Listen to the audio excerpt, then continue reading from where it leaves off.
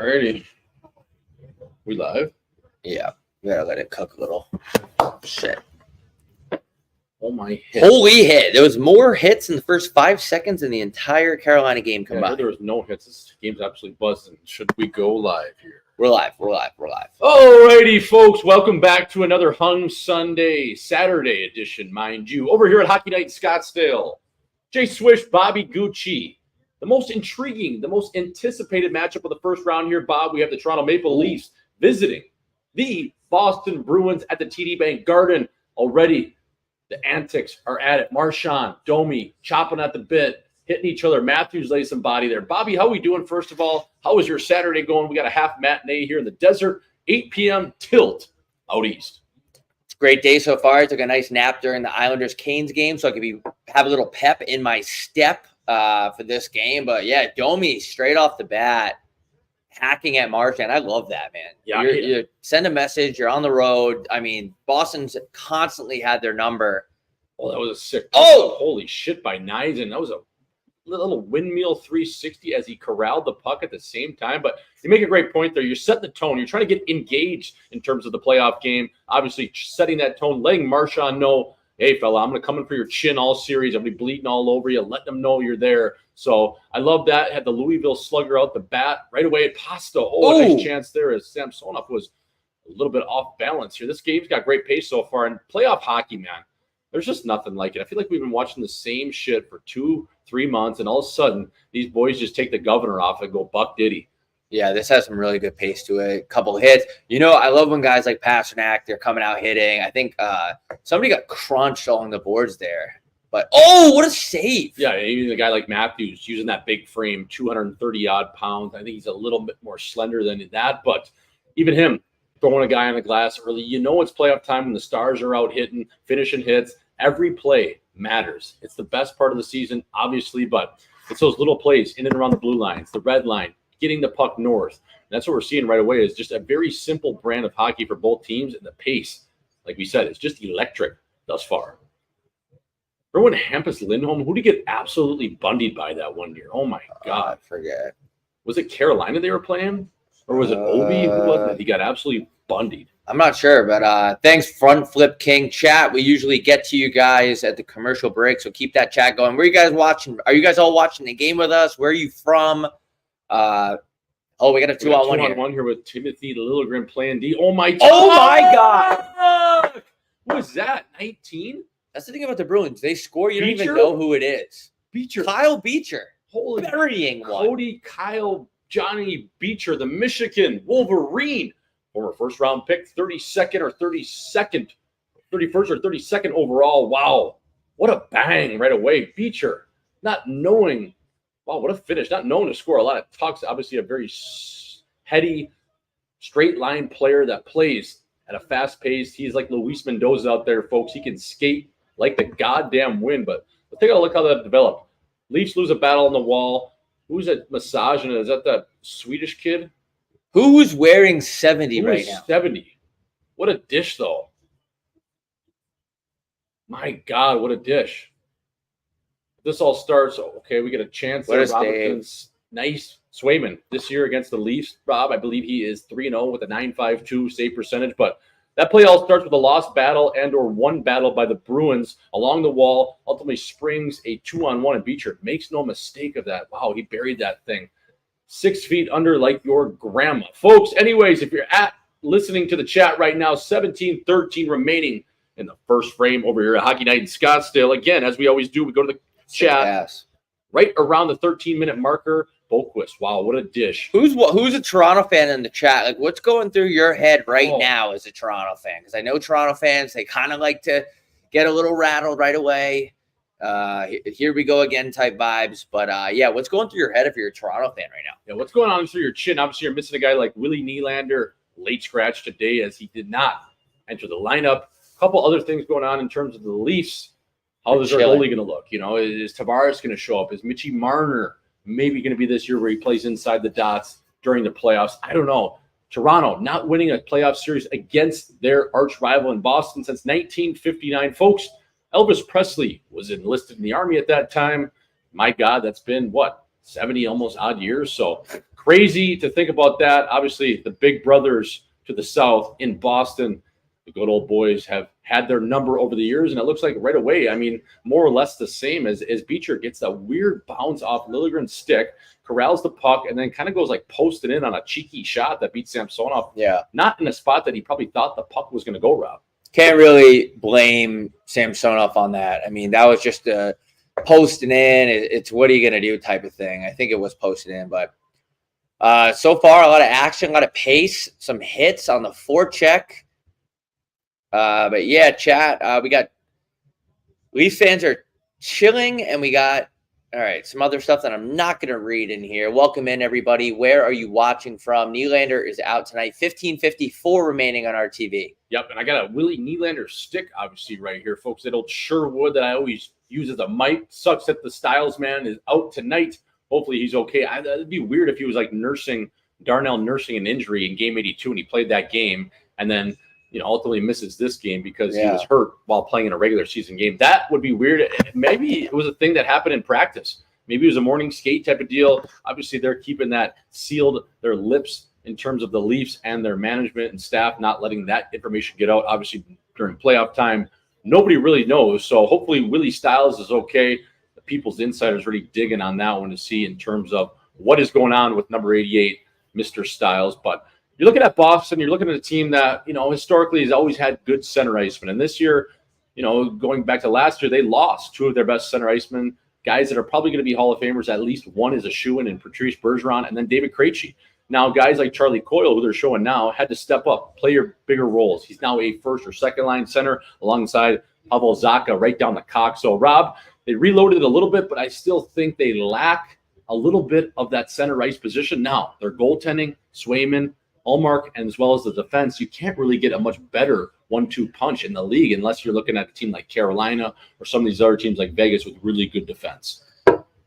Yeah, I mean, Toronto's defense, you got Riley and you got Lyubushkin, and then it's kind of like, what the hell is going on? That's still it's crazy how that's always been a concern for them. But, that's what happens. No, I'm not going to talk about Kucherov right now. We're watching Boston and Toronto, TBL fan, 33. Yep. So get out of my face with that shit. Get off his chin, folks. We're not talking about the Cooch Daddy right now. We're talking about Heat Daddy. We're talking about Swish. We have Hockey Night in Scottsdale, brought to you always by Butter Golf and Heat Daddy merch. Folks, again, 14:51 remaining in the first frame here. Like we always do, we go to commercial right around the 13-minute marker, and that's when we go to chat. We talk to you. We see what's going on. What the hell are you smoking on today? A little Chiba? Are you smoking, doing a little Colombian as we're going to have our first power play of the game? Looked like Charlie Coyle got tangled up with Simon Benoit, and that probably is a hooking or a trip. And it is indeed a hook. So Boston, again, going to try to add to their lead. They're up 1-0 going to the man advantage here as we get a look at the penalty. Looked like a little bit of a Coyle knew what he was doing, though. The stick was up there, so it is Benoit's fault. No relation to Chris Benoit, who killed his whole family after retiring from the WWE. But did he really? Yeah. Oh, Jesus. And then killed himself. Okay. Yep. Went out on a Dan high note, if you will. Folks, again, right now, we have just about 15:40 left here in the first frame as Boston going to the power play. One change Boston made to their power play. Dan Heinen on the first unit. Kevin Shattenkirk as well. Now, Rob, we are big Charlie McAvoy guys over here. I just don't know if you take a guy like Shattenkirk from the second unit to the first unit and then play, that kind. But again, Marchand's not really on this unit. So maybe they're going two kind of even units, which is weird during playoff time. Usually you try to load one up. Yeah. But this is an interesting look here. We have Pasternak, Shattenkirk, Heinen, as well as I believe that Beecher in front of the net, and Pavel Zacha. So a little bit of a different look. Oh, that's Petty Maroon, actually. Petty Perk Maroon, folks. Forgot he got inserted to their lineup. Came over from Minnesota, 3-time mug winner, friend of the show, absolute beauty. So kind of weird that they got two even units. I never liked that. Yeah, I don't know about that. Get the big boys out, play them most of it. But if you're a Leafs right here, you don't want to go this is cliche, or this is obvious, but you don't want to go down 2-0 right now. This is a very, very important kill. What up, Jack? So why would you take – okay, so if you're going to go two even units, but why would you split up Pasta and Marchand, right? Especially when Pasta likes to play the left flank, and then Marchand You could even put him in the bumper for the one-timer, or you put him where Heinen's playing on that left wall. So now, or the right wall, excuse me. So now you can play that east-west game through the dots and through the slot where you get that seam passes going and really open up the middle of the ice for a one-timer look, whether it's McAvoy, Shattenkirk, or even Lindholm. I don't know. I don't know if I love that from Jimmy Montgomery, but I'm not sure if Boston's power play has been struggling lately because I'm not a stats guy. I'm just an idiot over here on the couch. The Franklin glove on a lower tracksuit. So, yeah, I was going to ask, is their power play been shit? Like, or has it been good this way? I don't know. I haven't really watched. You know, when it gets to that point, like right before the playoffs, it's just like I watch the games with the teams in the playoff race. I don't really watch a whole lot of Boston. Just they're in. You kind of just wait to see them play in the playoffs. Right. Yeah, you see them a little bit throughout the year, obviously, but you know, they're not in Scottsdale here watching those guys religiously. Obviously, you know the big names. Oh! My God. What a pass there. And that's exactly why a guy like Brad Marchand plays on that right flank, because he can make plays like that. He just is so that deception all these good players use. You mentioned a guy like Kucherov, and we're not going to talk about that deception on the wall, though. Brad Marchand is one of those guys that can really work a half wall. And he's gotten so much better over the years just using those little fakes, kind of baiting in defensemen and just, you know, making those passes when you think he might shoot. So that was a hell of a play. I'm surprised Coyle got stoned there. Stonewall Jackson by the Russian. Get the chat going. We're going to look at the chat at the next commercial break. Ask a question, questions, comments, concerns. Holy shit. What a bomb. Let's see how Bertuzzi does. Bertuzzi played great for Boston last year in the playoffs. Let's see what he brings to the table for the Leafs. Right. I'm just not totally sold, Rob, on that line with Matthews, Bertuzzi, and Domi. Now, they have had good chemistry the last few months in the National Hockey League regular season. Let's see what they can do at playoff time. Domi, actually historically a pretty good playoff player since he's been traded at every goddamn deadline to different teams. Last year with Dallas, he was good. The year before, he was pretty good with Carolina. You know, he's a guy that always comes over, and you can usually produce at about a half a point per game and chip in with the scoring as well. So he's a guy that I'm really going to be keen on, especially with a guy like Willie Nylander. You don't know how long he's going to be out. But a guy like Mitch Marner, who we don't want to bag on, Rob, but is he a guy that, you know, when he's playing, especially with Tavares, like this line, like they need those guys to be really good, and they just haven't been at a level of what maybe their AAV is in terms of production in the playoffs. Is that fair to say? Yes, the points are there, but it seems like it's like that extra gear that the good teams have. Those players, they just turn them into savages out there. Yeah, I don't know. I mean, like I don't want to talk shit because I like the Leafs and I like the players, and I just think that the fans, they're gonna demand more. I mean, they wanted the Leafs to win 3 cups in a row, you know, already. Like after all those first round knockouts, they kind of get impatient and piles on the players. But yeah, I mean, you like to see all the guys like play like they do in the regular season, but it's a different game in the playoffs. You know, it's a different game. It turns into just guys with a 2x4 and a crowbar, and all of a sudden you get inside those dots, you get around the paint, 4x6. Especially those teams that win are so vicious, and it takes a lot to win at this time of year, and it turns into a goddamn fucking street fight in the back alley outside of Old Town, right next to Bottle Blonde. So, folks, again, we're going to go to our first commercial break as we get a look at Chucky Coyle. Oh, my God, he rang iron on that shot on Samsonov right in the slot. So, folks, get at us in the chat. What are you doing right now? Where are you watching in? Where are you tapping in with the boys? How are we doing? And who do you like in this game and this series? Because I have, as a People's Insider, I have Boston in 7. I don't even know if it's going to go 7. It might be 6, but I do have the Bees. And you know what? I'm actually kind of rooting for the Leafs because 34 is a friend of the show. Obviously, Willie Styles as well. And you hope those guys can win a mug one day and that city will just be on fire. Yeah, I saw that. Hold on one sec.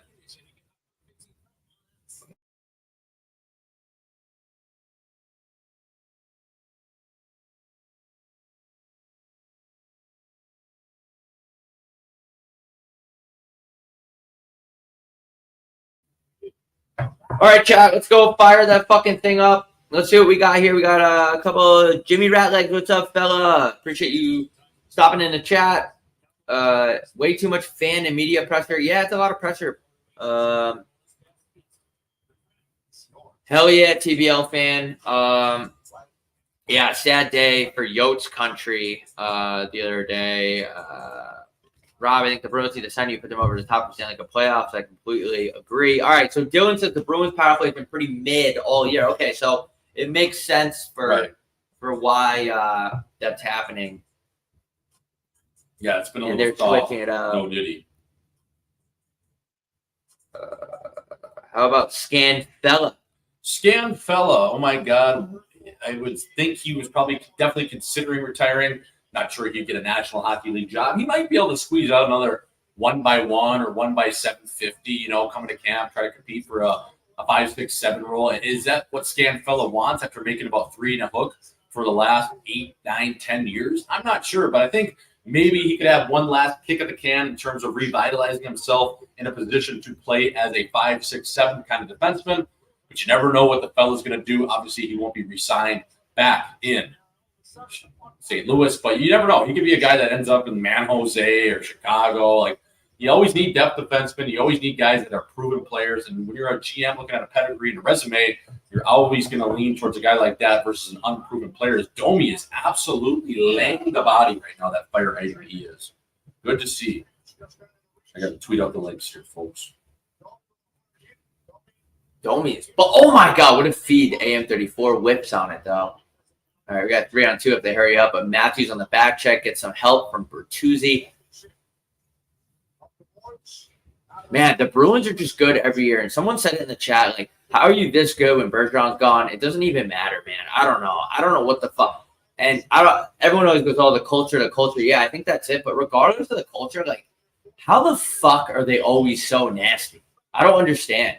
Yeah, I just think it's embedded in what their organization is about. I think the culture and as well as just the overall makeup of the team is from day one at training camp. It's harped on how we're going to play, what is expected, what the city needs. We have great players. How can we reload? How can we maybe, even if we don't have the strongest lineup, how can we come together tighter as a team to play to our strengths? It's just something that they always have done. And I think just right away, day one, I know of guys that have gone to training camp there that play there. Obviously, Derek Forbert was my former defensive partner at UND. Even he said, man, it's how they just string things together there. It's Marchand, man. It's guys like Pasternak. It's just their willingness to not be average and to want to be great. And that bleeds down all the way out to a guy like Andrew Peak, who comes over at Columbus. He now is playing at a different level. He's playing really big minutes. It's just how it is there in terms of what they expected, and that's what it is. It's pretty cool. Like, you get a guy that, like a Beecher, like he's a guy that came up from the American League, and now he's playing at a level that he maybe never thought he could get to in this amount of time, or Trent Frederick, who scores 20 goals, Rob, right? It's just like other guys, little ways to pitch in and get more out of that orange. You're squeezing all the juice out of that chin. Yeah, definitely. Who do we? I don't know, man. I'm just watching to watch. I really have no dog in this fight, to be honest with you. I like players on both teams. I just want to – it's interesting enough for me to see how this plays out just based on the history of these two teams and really the Leafs. I mean, like, as soon as the Leafs are involved in the playoffs, it's automatically interesting just because, like, you want to see them go – well, most people don't, but I would like to see them get over the hump and be a contender, and it just brings that much more drama to the game with how these guys have been in the past. So we'll see. But to answer your question, we usually answer the questions at the commercials. But, yeah, I don't know. I have no dog in this fight. It's Saturday, baby. It is Saturday fighting out of the red corner. Doesn't feel like it. No, it feels like a Sunday because I am hung and I'm in my fart suit right now, folks. I got the velour jumper on. Anyways, looking at those live lines that DraftKings just threw on, plus 220 right now or plus 230 for the Leafs. That's a live line that I maybe even sprinkle because you never know. I think Boston is looking like my dump truck. That's playoff hockey. Patty Maroon making his presence known. 3-time mug winner, played in 4 in a row. Oh my God, Patty Maroon coming off back surgery, straight off a bottle of Perks and a couple of Eldoa exercises. Oh my! Could you imagine? Reeves is playing. Oh my God, do you think Maroon would fight him? He probably would because it's playoffs. Yeah, but I mean, Reeves is a big son of a bitch, man. I was taking a piss in a restaurant out here, and I look over, and Ryan Reeves is just right next to me. Who's he beefing with? Who is that? Sean Corrali? Andrew Peak came over from the thing. Sean Corrali's team in Columbus. These guys have like guys like Peak, Boquist, fucking Beecher, like these fucking random guys coming out, and they're nasty. What a hit by Patty Maroon there, dump trucking Lundgren right over the Boston boards. Folks, we're going to go to a commercial. Obviously, it's under 10 minutes now. Folks, what are you doing right now? Where are your chins? How are we doing on this Saturday matinee special in the Pacific, but an 8 p.m. start out east, so half matinee out west if you're on Pacific Standard. If you're in Eastern Standard, this is just a regular scheduled program at 8 p.m. We have live from the couch here, Bobby Gucci, Jay Swish. What are we doing here, folks? What up?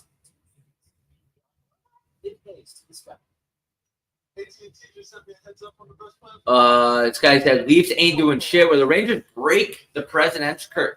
Man, I've said it before. I don't care about the Rangers until they're in the conference finals at this point. I really don't.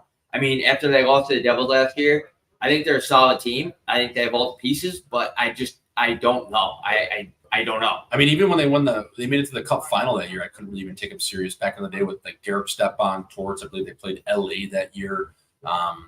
Yeah, I don't know. We'll see. Panarin, historically, again, another guy that I think needs to go to another level in terms of getting his team to an opportunity to play for a cup. He's a guy that, in playoffs, yes, he does collect a lot of power play points. He does get his cookies that way and goals. But in terms of playing at another level, like some of these superstars, most superstars do, when you win a mug, the hardest trophy in sports to win, you have to go to a sicko mode level and just become just a sick fuck out there. So Panarin, really have that dog in him? I don't know. Real quick, as someone who played at an extremely elite level, you, not me, you watch the game in a superior lens. I don't like the word superior, but let's just say you see the game.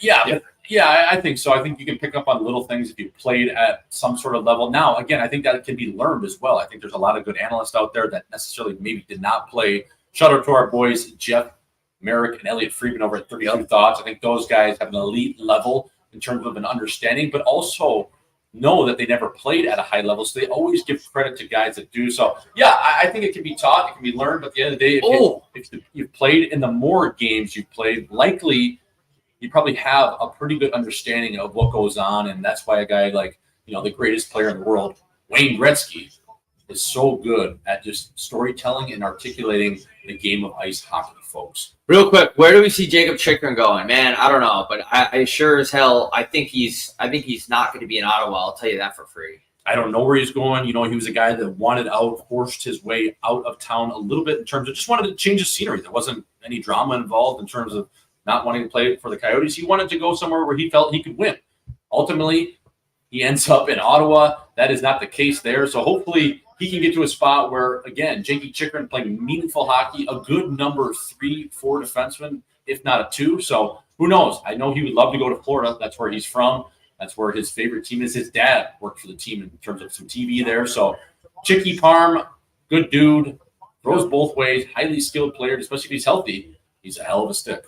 All right, 6. It's only 6-5 in shots here, but pretty good action. A lot of physicality. Pat Maroon setting the tone, doing what he's brought in to do. The Bruins, the Leafs look a little shaky on the back end here. Other than that, I think it's, they're not out of it. A little shaky, Allen. Yeah, I got my water in the car. Fuck. I'll get an intermission. Is it new? Yeah. Oh, yeah. Yeah, I think, Rob, you mentioned a little shaky, a little bit on their heels. Obviously, it could be 2-0 with Charlie Coyle hitting the post there on the power play. Nice pass to the slot by Brad Marchand, but not a lot of things they've orchestrated in terms of chances. They've had a few right in front of the slot, but not a whole lot of traffic to the netminder and Jeremy Swayman out of the last frontier in Alaska. So we'll see how they do in the latter half of this first frame. Again, 6:37 remaining if you're following along. We get Nick Robertson, a look at him, Hoglander, and Jarnkrok. To me, this is just a vanilla line. Like, you're playing against Frederick. You're playing against some big boys. You're playing against Connor Geeky. Like, I don't know. Like, this is a third line versus third line. I just wish the Leafs had a little bit more sandpaper in their bottom 6. Yes, a guy like Ryan Reeves helps the sandpaper, but he's not playing significant minutes. You miss a guy like – I'm looking at a guy like the Carolina Hurricanes have, like a Jordan Martin. Like, how miserable would that guy be to play against? Like, I would just be like, all right, man, fuck off. Like, you're so annoying.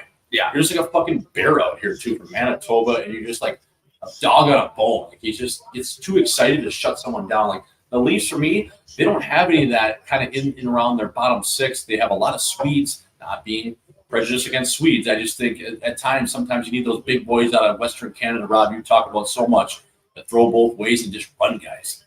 Yeah, and can contribute, right? Like, exactly. There's always those guys in the playoffs, like fucking Stefan Nason. You never hear that guy's name. Yes. Tucked today. Yeah. You never hear that guy's name, but you do hear it in April where he'll score goals. And who's a good example of Washington? I always make fun of Lars Eller because his head is the size of a planet. But Yes. Lars Eller, there's another guy that will put points on the board. Yep. I'll get greasy. Why is this so dark? Oh, there we go a little bit. I don't know. We could. Because those are on? Yeah, We'll throw it on. Are we going to commercial break here or not? Nope, we're back. Folks, we are going to take a break at intermission. We've been doing that just to save our goddamn breath. So stick around, and we're going to throw the channel on mute during the intermissions, and we'll be back. But we try to answer as many questions as possible during the stream, during commercials, but we will take a break at intermission. That we will. And shots right now are 6-6. Again, because your questions suck, Sal. That's why. Pretty even game right now. Obviously, Charlie McAvoy with a nice shot in front of the net. Oh my God, that was tipped by again Chucky Coyle out of South Boston. And that went bar fucking Newfoundland. Bar North, folks, just above Boston again, straight out of St. John's. Shout out to George Street. Shout out to all the Blondes and St. John's, Newfoundland. God damn it, you ladies do it well. Fish and chips. Speaking of fish and chips, a little box, a little rub, a little tug. Folks, we are at commercial break. What is going on? How the hell are you? What are we doing, baby? Sal, no, I'm not going to answer your shitty Mormon question. I'm not going to sit here and talk about soaking. It's Saturday. Right. Like what do you want me to say, Sal? What do you want me to put What do you want me to say? You put a wrench in a girl's mitt and you just sit there? What do you want me to say? We're not Salt Lake soaking. We're not. It's Saturday. We're Salt Lake. What do you want me to say about that, Sal? Get on the goddamn camera. Give me your email, and I'll ask me face to face. You son of a bitch, Sal. Anyway, his profile picture is Stan from the Rangers. It's completely inappropriate. Go ahead. Open up a goddamn beer. Have a goddamn beer. You know what? Put a little vodka in that beer. It's on Twitter, you douchebag. Actually, know that guy's a good dude. Oh, sorry, Jace. Clarky Fella, good dude. Actually played in the Rangers system back in their Islanders system back in the third-round pick. Did he? He was a Shattuck St. Mary's product, went to the University of Wisconsin, then turned pro and went down to the jungle, baby. But honestly, not a bad play to fade me. No. Because obviously he's been looking at my calendar. It's horrendous. So shout out to Jason. I apologize for that outburst, even though I was kidding in the first place. But that goes without saying. I was on Brock Nelson point, I believe, which did not hit. And then I'm on McAvoy hits, which is not going to hit probably. Speaking of hits, does anyone hit in the peace pipe tonight? You smoking a little dope? Anyways, we're going back to the game here. Austin Matthews steps in the circle against number one center of the Boston Bruins in Charlie Coyle. C2, folks. Again, right now, the Boston Bruins lead the Toronto Maple Leafs 1-0, shot 6-5 in favor of the Leafs. Again, a couple good chances by the Boston Bruins, especially number 13, who we just mentioned, Charlie Coyle, out of the greater Massachusetts area. Guy that played at Boston University and then made his way to the QMJHL because you know what? I was way too good for college hockey. Get me out of here. Mista, get me out of the city. I got to go up to Canada. Try out the trim. 1-0 right now. Brad Marchand going to the bench. Ryan Reeves steps into the chin. Patty Maroon kind of gives him a little bit of a shake. And that's the reason why that whole 2-on-1 started. I was hung and I didn't see it. Reeves right there, Bravo. If you're watching the game, folks, you saw that replay. You got to hold high as F3. You can't go down the wall, especially when you have a defenseman on the strong side already pinched and a guy covering over the top of him. Now you have three guys on one. Only legal in Amsterdam. You cannot do that. Reeves, that is a little bit of a bonehead play where he was kind of horny going in to make a hit. Ultimately cost his team a 2-on-1 against back of the cage, my friend, for a fourth-line goal. You never want to get a fourth-line goal tucked against you. That is no disrespect. That's just, you know what, those guys are relied upon in different ways. And the teams, though, Rob, as you mentioned, every time around this year, those guys always step up. The good teams always have those guys. Oh, look at this. Remember who was unreal? Yippee Payet. Remember him on Boston? Daniel Payet? An absolute buzzsaw. Yeah. Oh, my God. I loved his team. Now, right there, I mean, you got to do that. I mean, he clearly just sprayed the goalie in the face on a Saturday. No Diddy. And That's going to cause some shit, but that's playoff hockey. I like the action so far here. The ads are sorry, not the ads. The chat is buzzing today. Appreciate that guy using the chat. Everyone's getting drunk. I like when the chat is talking to each other. That's the best. Like they're communicating to each other. No, they're not chirping. They're just like commenting into each other and shit like that. Better call Saul. Fella, how you doing, buddy? Someone says, dude, shut up. I think he's talking to Sal. Yeah, I'm going to keep calling him Sal. But I'm not going to shut up. This is our show. This is what we do. If you don't like me, we do it. Then fuck you. We got love from Sweden, but he pronounced it Sweden. There we go. Do you guys think Palvo? We have a lot of drunk people in the chat today. Mohammed Gilderstein. Hell of a name. That is. All right, 4:33. We got a penalty coming up. Mohammed Gilderstein, you don't meet a whole lot of guys that are Muslim and Jewish at the same time. There's so many scrums going on. Well, you got Bertuzzi, who's just a greasy bastard. You got Domi out there. I mean, they're going to be mucking it up, especially with their team down 1 Cobb early. Yeah, we love it when you're drunk in the chat, boys. That's what it's all about. Stay low and slow. Stay above the puck, fella. Folks, again, if you're drinking tonight, well, I hope you're not driving. If you are driving, put on some good tunes because stick handling is sometimes the answer, sometimes not. What was the call there? I kind of missed it. We're going to get a look at it here. Swayman with the poke.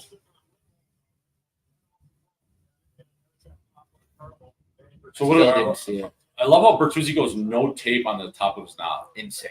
That is just a crazy man play. And then no butt end in it, too. So are they going to the power play here? Did Bertuzzi? Yeah, they are. Wow, that's a bad call. I didn't even see it. I still didn't see it. Well, Swayman pushed Bertuzzi, got him a little bit off balance, and then he thought it was Lindholm that did it to him. So he chopped his boots, and he was the only guy that got a penalty. I think I don't think he'd call anything, to be honest. Maybe even it up, but just let the whistles. He chopped his wrench. Keep them in play, boys. You know, we don't need to be blowing those things. I think the Leafs just need to generate more, man. It just doesn't. This is the thing with the Leafs. We're 14 minutes in. I get it. The first couple shifts, you shake out the cobwebs, throw a hit, you get hit. But now it's like you got to start dominating right away. Listen, I'm an asshole on the couch, but you're on the road. This is a team that's supposed to be a contender, right? Yeah, absolutely. I just think right now the Leafs, they seem stunned. They've obviously taken 2 penalties now. They've got scored on, a couple posts here and there. And even when they've had the 5-on-5 play, there's teams that really are able to kind of shift momentum. Now, Bertuzzi, Domi, these are guys that are trying to shift momentum. They're trying to recreate some energy for their team. They're chopping guys. They're, starting scrums. They're really trying to get their team emotionally invested, especially early into a series against a team they haven't had much success against organizationally. But again, you have to be smart about it. Right there, Bertuzzi, he puts his team down the man advantage. And if they tuck here and go down 2-0 in the first 20, Rob, that ain't it. Yeah, it's also crazy to see Heinen, who almost wasn't in the league, off the crossbar. Holy shit. They are firing.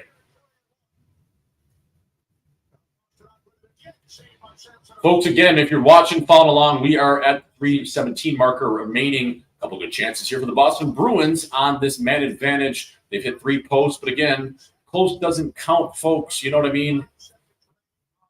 Close only counts in horseshoes, not in tucking nor hockey. So, again, following along right now, 30 seconds to play here in the man advantage. Charlie McAvoy surveys his option. He sets up for a drop breakout. And he gets over to Chucky Coyle, who maneuvers his way through the neutral zone, kicking out to Geeky, sends it rink wide to Marchand. Not able to corral that puck, and it is 200 feet sent by Kelly Jornkrop.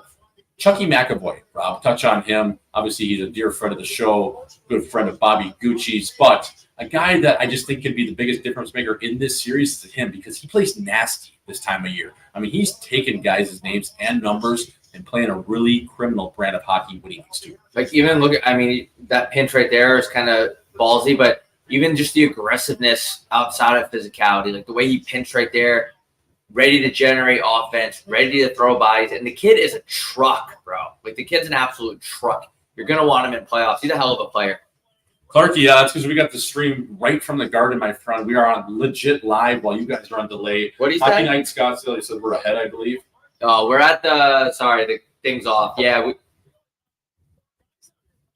Someone mentioned the Selke. Like, I just think Matthews should get the Selke, dude. If you look at his defensive stats, his takeaway and shit, like, it's pretty unbelievable. Yeah, I just think that you make a great point there. Obviously, guys like Barkov are always up for it. I just think the Selke, I mean, oh my God. Oh my God, what is Dave? And that's got Oh my God. Right? Oh my God, it's still out. It's still loose. It's covered. Blow the whistle. Oh my God. How strong is Samsonov's leg there? Oh my God. That's a steel fucking rod of a leg. Is he hurt? As he's got to be. Dude, you see how hard? They were just jamming in his fucking leg. You see how hard his knee buckled for sure. Jesus. Oh my God. If he's hurt, that's so bad. I think he's right. I mean, he was getting absolutely harassed. Where's the defense? Why aren't we hopping on guys? Why are we Fuck someone in the head? What are we doing? He just got like 4 licks on his leg like that. Like, oh my God. Let's watch this again, how this happened. Right at the face-off, set play.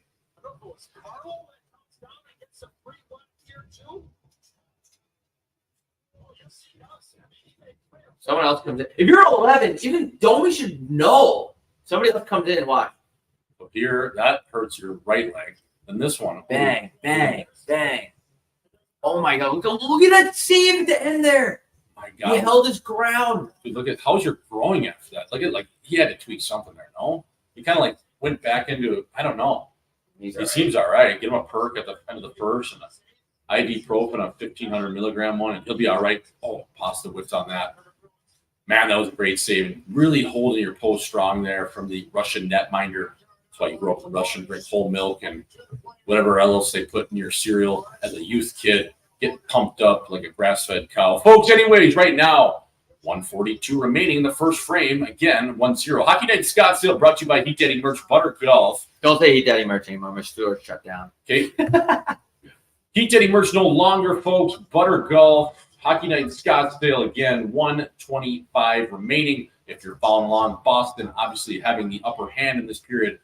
3 posts, a couple good whacks. Speaking of good whacks, any chicks out tonight in Scottsdale looking for a good whack? Call the boys over here on the couch. Anyways, right now, 1:11, 70 odd seconds up in this game. Heat Daddy Merch is going to be reopened, but right now I can't take orders because I had a delay on the flags and they're all backed up. But it will be back open. I just want to clarify that. Backed up like you leaving Cabo. Yep. 1 minute remaining here. We have 54 odd seconds before we go to our first commercial at intermission. Again, we'll have about 15 minutes. Whether we want to chop it up, Rob, I'm not sure what we're going to do. We can take questions. Take a break. We can go for a smoke outside.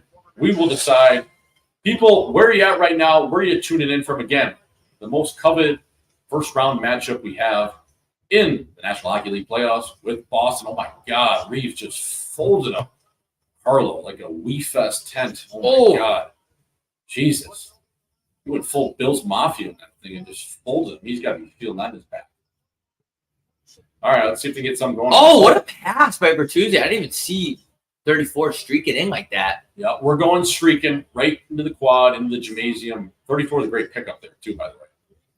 Look at that little sauce, but he kind of got it with his skate. Look at that. That was so. Could you imagine if he buried that? That would have been tucked that, just like an area like that. That was so nasty. That was so sick. How the so fuck do you even do that?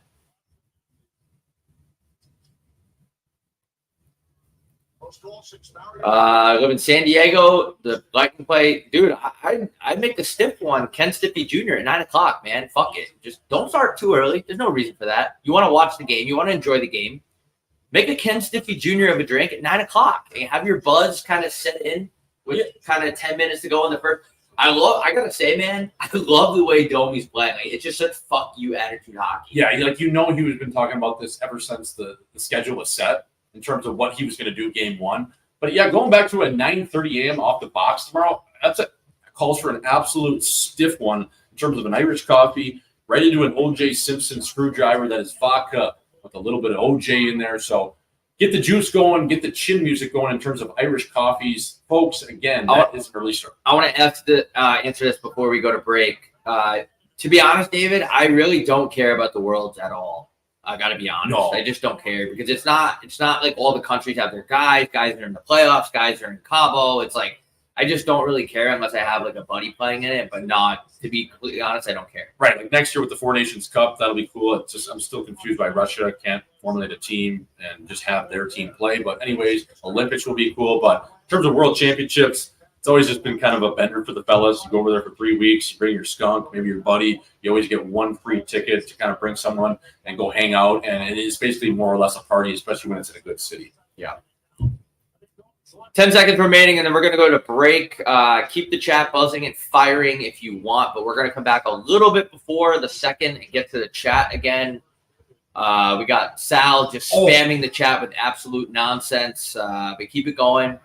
And we will be back. And we have a cross-checking penalty that's going to start in the beginning of the second here. Okay. We're going to get a 4-on-3. We're going to get a 4-on-3, which sometimes is better than a 5-on-4, especially to start a period. I think 5-on-4 right away with the clean ice, sometimes you're coming off that 20-minute break. But a 4-on-3 to start, a little bit more ice, not as much pressure in terms of trying to enter the zone. So a lot of good things here for the Leafs in terms of looking ahead to the second period as they're going to get a chance. Mitchie Marner got hauled down there by Hampus Lindholm, the former Duck. All right, we will be right back. We'll be back for the second, folks. Goodbye.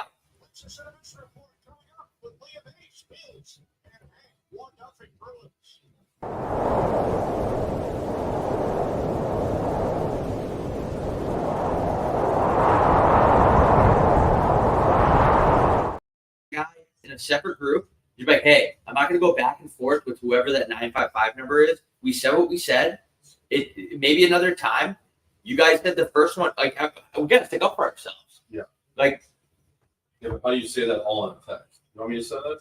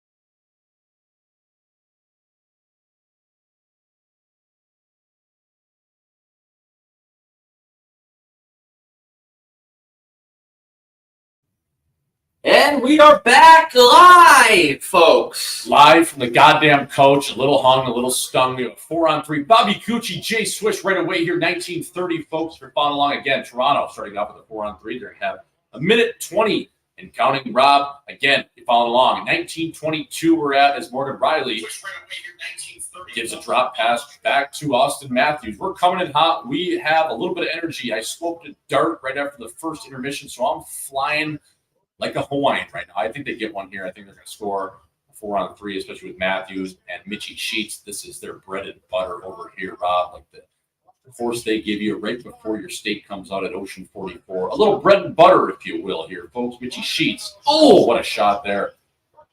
A very nice save by the Alaska native Jeremy Swayman, who is on top of the paint and gets back into a deep V. Speaking of a deep V, folks, head on to the Sugar 44. A lot of deep mitts over there, but wow, just so calm in the cage right now, Swayman. I mean, that's a more difficult save than he makes it out to look. Like that, just the willingness to control that puck too. I mean, what a save. Just very cerebral in that. I love goalies that are calm. Don't go out there and just start flopping all over the goddamn place like you're the deadliest catch. Just chill, hang out, make the first save, make me feel comfortable back there as a defenseman. And that's exactly what Swayman is doing early on in this contest. Hasn't been contested a whole lot, Rob, but the saves he had to make, he's made them, and he's made them very quietly. That is just how you like to do it. Oh, my piss missile by 34.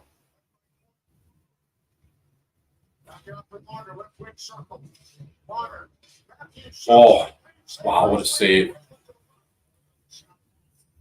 Folks, if you missed it, on Live in 5 this week, my podcast, we gave Liam Tuna O'Brien the 2023-24 Chin of the Year award. That is goes to the guy with the granite chin, throws both ways, the sheriff along the ice. He led the league in PIMS, led the league, tied for the league lead, and fighting majors with 11. So shout out to Spicy Tuna O'Brien, number 38 of the Desert Dogs, now going to Soak City, Utah, following, well, hopefully the team there. He is a UFA, so he will have to re-ink.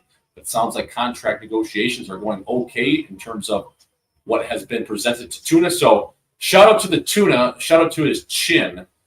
He is the granite chin winner over at Live in 5. And wow, Kelly Youngcroft, good chance here. Oh, little cheeky shot there. My God, Swim is on top of that. Was a nice shot too. The little blocker coming down the right wall, just streaking inside the dots there from Youngcroft. Do you like his game, by the way? Who? Kelly Youngcroft. I have no idea. Kelly Youngcroft is a guy that just signed like an 8-year ticket for $2 million back in the day with fucking Nashville. He's making like $500K a year. Somehow he's making below league minimum. He was like, this guy just took the worst deal possible for a guy that could score 15, 20 goals. I mean, David Poyle just absolutely bent him over in negotiations, but he's a solid player. I think a middle six, third line guy. What a shot pass. Yeah, I really don't even know.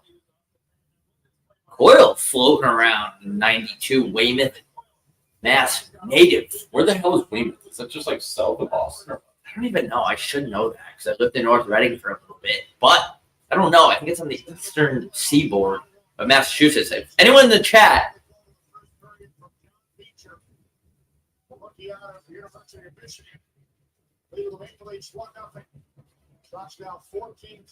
why?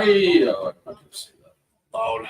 Just ignore it. Anyways, folks, 17-15 remaining in the second frame as we obviously have the Boston Bruins leading the Toronto Maple Leafs. Shots right now, Leafs have a little bit of steam in terms of picking up their play. I'm sure Sheldon Queef gave them an earful after that period. Not good enough, boys. Not a good enough start, especially in game one, where you're really trying to set the tone for how the series and dictate what is yet to come. Obviously, you can't win a series in the first period of a game, but you need to come out of the gates hot, especially on the road. Boston controlled majority of the play, but Toronto looks a little better here in terms of starting off on that 4-on-3, a couple of chances, some shots.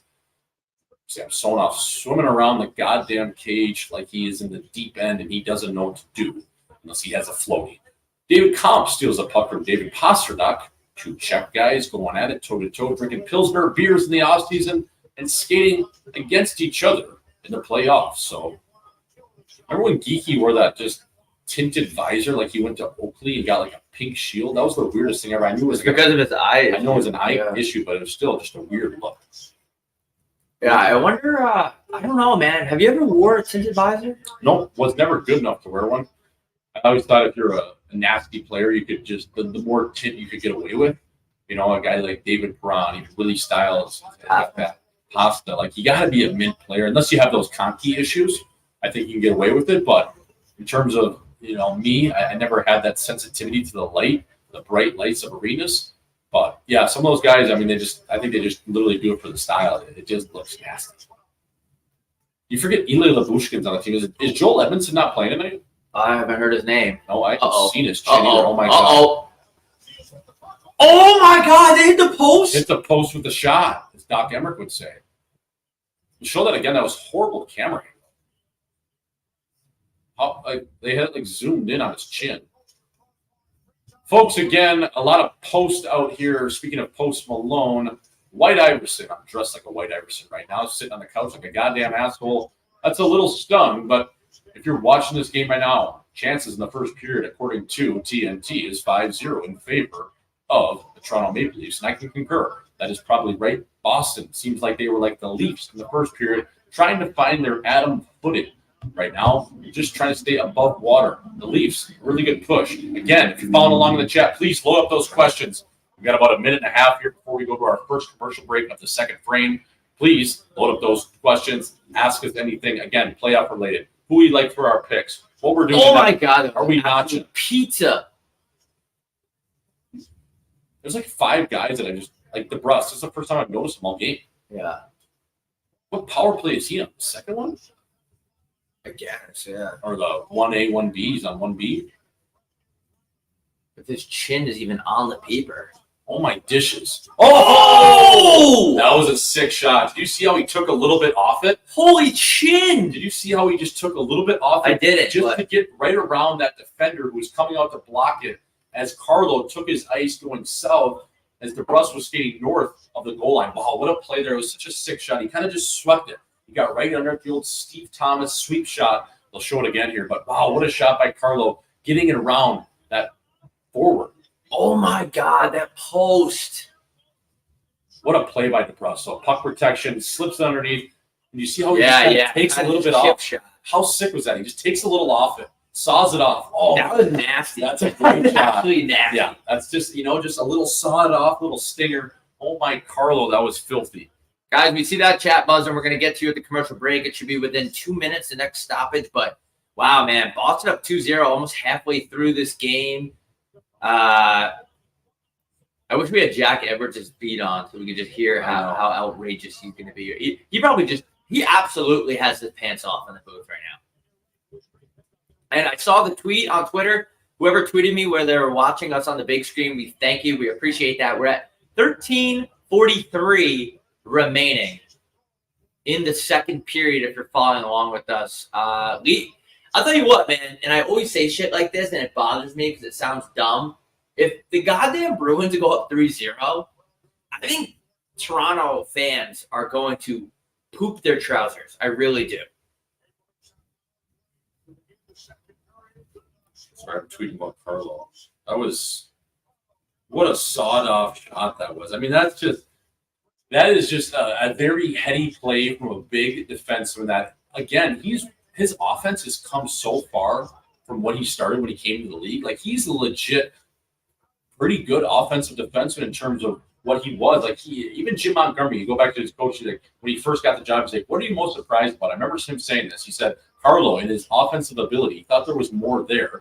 And just the way he could kind of roll a five-man cycle, go down the walls. And you see him creep into an area.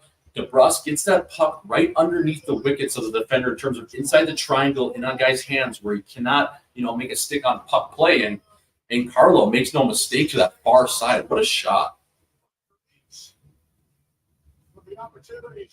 Someone just tweeted that a picture of the spleen and was like, fans are so weird sometimes, bro. This lady was like telling people to aim at Mark Stone's spleen was playing. Like, that is insane. Fucking so weird. What's up, folks? How we doing? What do you? Oh, fuck. We're in the commercial break. Sorry. What we got, baby? What it is? Let's load it up today. Here we go. We got someone in. Oh, we got England in the house, baby. We got England. What up, England? The only thing that Austin Matthews is good at is acting in television. Classic dude that spells Austin's name wrong. And also, the guy had 69 goals this year. 69 idiot. And he's one of the most defensive offensemen in the league. If you're able to vote for the heart, who are you picking? Swish, I'll hand this off to you. Well, I tweeted out the other day that nobody probably saw, but Nikita Kucherov, 144 points. He led the league in points. The next guy differential in terms of teammate was Braden Point, and he was 55 to 53 points back of him. I just think that's significance of a gap. How do you not give it to Kucherov the year he's had? Obviously, Nate Dogg, McJesus, you can make the argument there. I just look at the point differential from the leading scorer, which is Kucherov on his team, to the next guy. And if that's over 50 points, that is crazy. Because you look at Draisaitl McDavid, it was 30-odd points. Same with Mikko Rantanen to the top dog, Nate Dogg in McKinnon. So I just think the way he's willed his team in, if you're looking at the most valuable player to your team, Rob, I don't think Tampa Bay is in the playoffs without Nikita Kucherov. I think they're honestly probably finishing between 20 and 32. We're squeeze one more in here. Charles, you came to the show. Thanks, bro. Thanks for supporting the boys. Hell yeah, love mothers. And do you think the NHL will return to Atlanta? I think they're gonna try to. I think they're gonna try to go there, or they're gonna try to go. First of all, I think Arizona is going to be a priority again. Yeah. I think they would go back to AZ before they went to Hotlanta. Yeah, right. Yeah. And that Chucky Singera fella, I think you're the guy that asked for the hat. I just sent it out yesterday, so I believe that is you that sent me a DM on Butter Golf. So I forgot your note though, fella. So I'll take a picture of that. But Mirage, it was a tough angle. Like Jesus Christ. But all right, yeah, Boston's bottom 8 working it. It's kind of funny to say Boston has a bottom 8, bottom 9. Yeah, they are. I mean, it's crazy. Is a guy like James Van Riemsdyk, is he scratched tonight? He was playing on their fourth line. Oh my God, what that hit! Jesus, that hit Patty Maroon. Good thing he's got a chubby but effective mentality. Folks, again, following along right now. Shots 2014 in favor of the Toronto Maple Leafs, but that doesn't matter. That doesn't mean fuck all because 2-0. Boston Bruins lead the Toronto Maple Leafs live from TD Bank Garden on Boston's east side. Folks, again, following along right now, Hockey Night in Scottsdale. The boys sitting on the couch, watching some playoff hockey. Love that shot by Carlo to put the fellas up 2-0. Again, the Maple Leafs, a little bit more steam in terms of what they've been able to generate in the second period versus their first, but nothing to show for thus far. Poppy bringing a bar, a couple other guys. I found love on this bar. So, again, a lot of posts in this game, a good pace. Trent Frederick looking to engage physically in this game, a guy that probably would not fight Ryan Reeves, but is no slouch himself in terms of being a really tough middle to heavyweight type of guy. He was the guy that came in the league and started fighting like Tom Wilson, just like fighting way up in his class just to, prove that he was a Bruin. I just respect that so much. Trent Frederick. Oh, yeah. Just going out 2 or 3 weight classes up just to chuck him and hopefully get a job in the National League. And look how it's turned out for Freddie. He's going to get a nice little ticket payday this summer. Probably somewhere in the 3 and a hook range, 4 or 5 years. So good kid out of St. Louis, Missouri. We were in St. Louis, Missouri earlier this year as Luco. Massages the puck. My God. Jesus, fella, what the fuck? Do not know there's boards there. I love how there's a Las Vegas advertisement right on the rink during a Boston Leafs game. Like,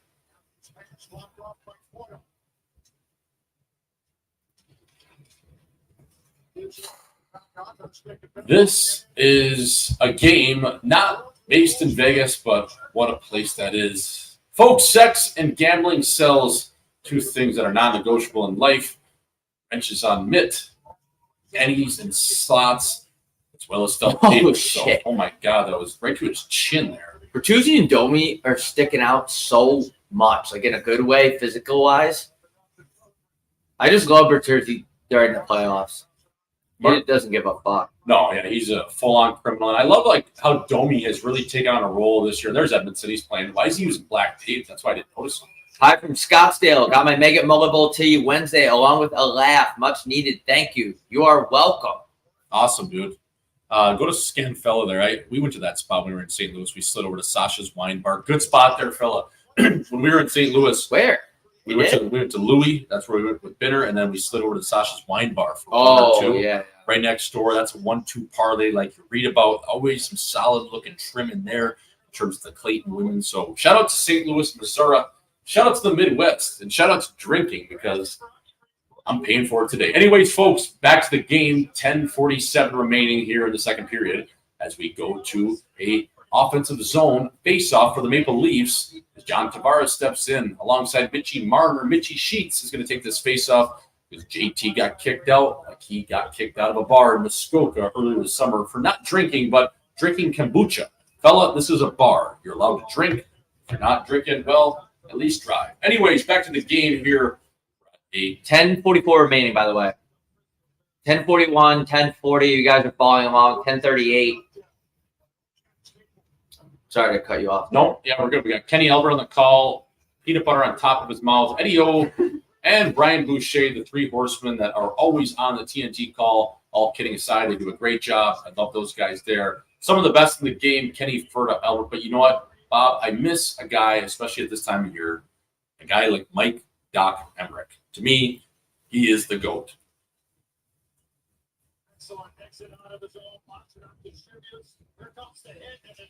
See LeBou, who made that hit? See Labushkin there. Why are you going out of your way, stepping outside the dots to finish a hit when you should be assessing the situation? It's a 4-on-3. Now you make it a 3-on-2 with a guy streaking down the dot lane and has a clear look on Samsonov. Like, that just doesn't make any sense. Why are you overextending yourself to make a hit in an unnecessary play?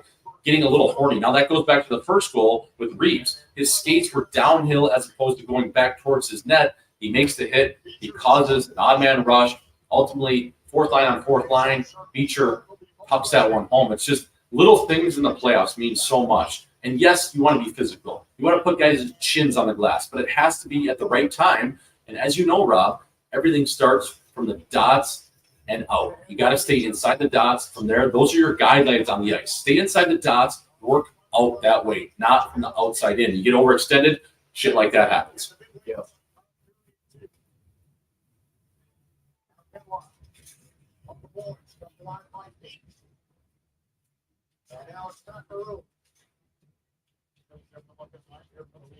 When do you get desperate if you're the Leafs here? Like, when do you start like making a like you don't jumble the lines yet, right? No, I mean, I don't even halfway through the game. Like, fuck. I mean, that's tough. I think like game one, man, like you got to stick to what your plan was. You can't come unraveled yet. Even though it's not a good start, you just can't panic. Like Sheldon Keefe, I think maybe in his first year, maybe would have done something like that. But I think you got to stick to what got you to this point. Just hopefully these legs get going, the minds get going a little bit. It's a long series. You're not going to win 4 games in one. You just got to be able to find something and trust your game, because not every game is going to be perfect. It's going to be fucking hard. This is the goddamn playoffs. This is the National League playoffs. It's a different game out there, my friend. Can you imagine if Pasternak scored that? That would have been Ovechkin-like. Can you imagine playing this game? I mean, this pace is insane. Yeah. Like the first round is always the best hockey because guys are the freshest. Now, you know, how as the rounds go on, you're so banged up. You look at a team like Florida last year when they're limping to the Stanley Cup final and just get whacked. Like the pace goes down. But this first round, these games are insane. Folks, again, following along right now, 8:38 remaining in the second frame. Again, 2-0 in favor of the Boston Bruins. Please tap into the boys at Hockey Night Scottsdale in the comments. Concerns and or likes. What do you like about this game so far? What are you doing tonight? Are you throwing both ways? Are you tucking that chin? Where are you going after this? Are you going to try to fuck something tonight? What are we doing tonight? Are you hanging out with the boys? Is it a light night at home? What's going on? It's Saturday, baby, and it's all right. You know, Saturday night's all right. So we're going to go to a commercial break here. Bobby Gucci, what do we got that chat? What are people's chins saying? All right, we're going to scroll up in the chat here. Neeks has blasted off a homemade wine and a blunt. That'll get you fucked up. Talk about throwing both ways for Neeks. He is crossfaded. Doc is one of the best, but I like Kenny Albert better. That is a bold take, and I don't mind it because I like people's opinions. So, Alex, you're entitled to that, fella. No UFC tonight, Haney or Ryan. I just don't really get into that shit, honestly. It's too much, like, drama. I don't know. I'll tell you this much. When it was Gervonta and Ryan Garcia, I was Gervonta all fucking day. That guy is a savage. For this one, it's too, like, I don't know. All the trash talking, it's just so gimmicky. And Ryan Garcia, what he's doing on Twitter, I get it. You got to sell the fight. But I'm just not that interested in this one. And I really don't know. I'm not really familiar with Haney's game. I would like to know what you think. Let me know.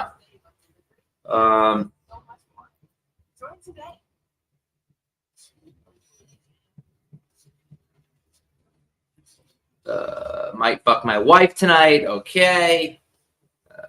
Good luck, fan fella.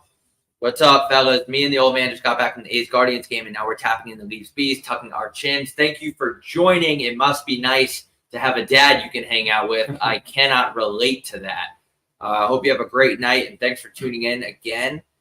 Boxing is dead. Agreed. I don't know. Yeah, I mean, it's hard to follow. Fuck, low battery already. It's hard to. How is that even possible? It's hard to follow. It's 17 different belts. There's 99 weight classes. Can you? Yep. Yeah. Charge this fucker. What's better? Who's better at eating box? Honestly, I don't know. Not if we really me. talk about box eating. I don't eat random box. And again, I don't have a girlfriend. Now, maybe if that girl was out of my league, I would go down south to Louisiana and dust that thing up. But you know what? As of late, I am wheeling solid fives. Do we sell these? Yeah, why not? I need a website. I got them on butter right now. Oh, you do? Yeah. All right, go to butter.golf for your ones. They will never come back. The Desert Dogs Mullet Mega Bowl shirts. Yeah, we got the Mullet Mega Bowl shirts online, folks. That's at butter.golf. They're Hockey Night in Scottsdale official. Again, go get those. Again, if you weren't at the game, you weren't at the match, just go get them because you're going to want to be on that side of history. It's hilarious. It is corn dogs, Jackie. It is the full-on Mullet Mega Bowl. So go get those today. Butter.golf. Those are Hockey Night in Scottsdale league issue. Yeah, I'm going to invite you for the comments. Okay. How did that die so quick? What the fuck's going Can on? I do it on my phone? No, you actually can. Yeah, if you're watching on your phone, yeah. So I don't even need to send you this. So I just go into the stream, man. If you go, I will go on Twitter. Okay. Wait, can you guys hold on. Can Twitter and YouTube and Twitch, can you guys all see your own comments? Or can YouTube people just see the YouTube comments? If you know what I'm saying. Right.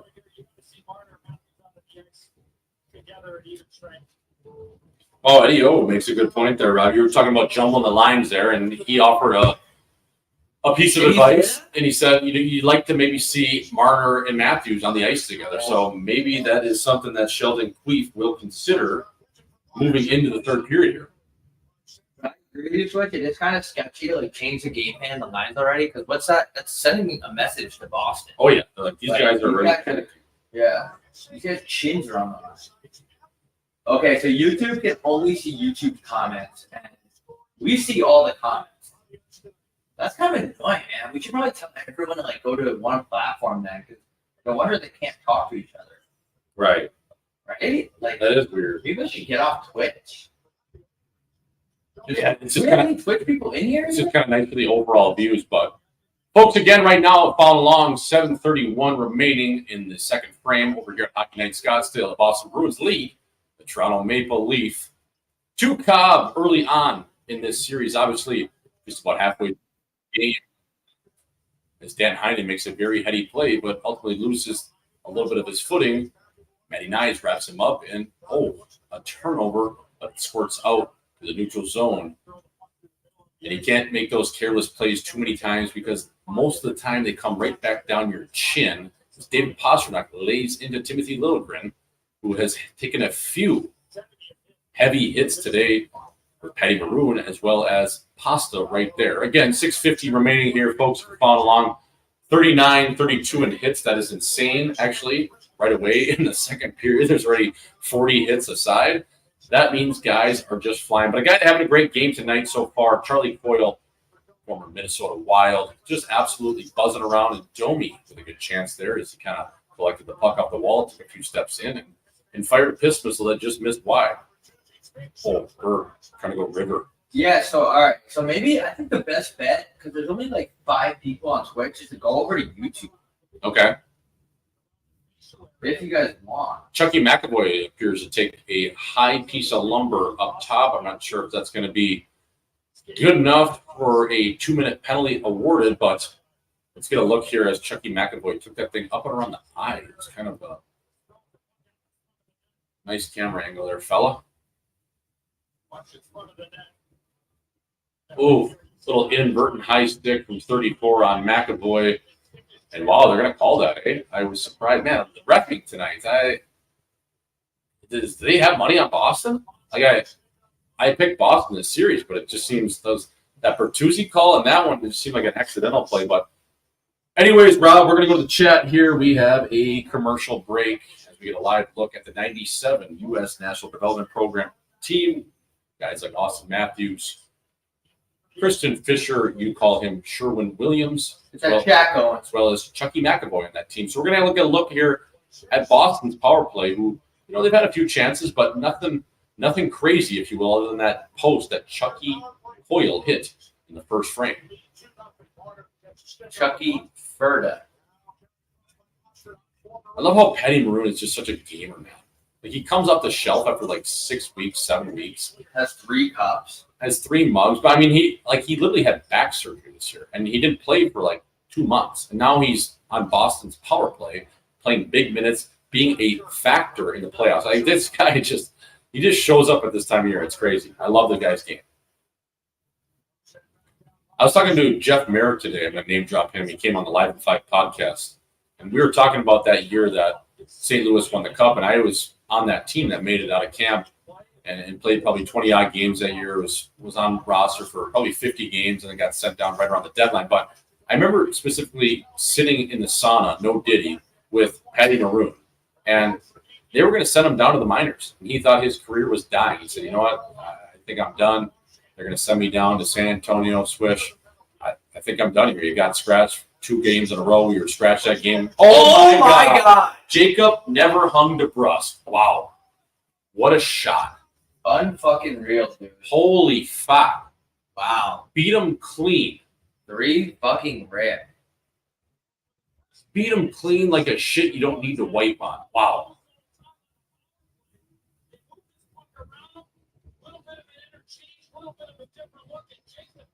Just takes the ice that was given. Even Benoit was even playing above the dot, where a normal defenseman plays usually just stick on the dot. So that's a great shot. I mean, that's from far out.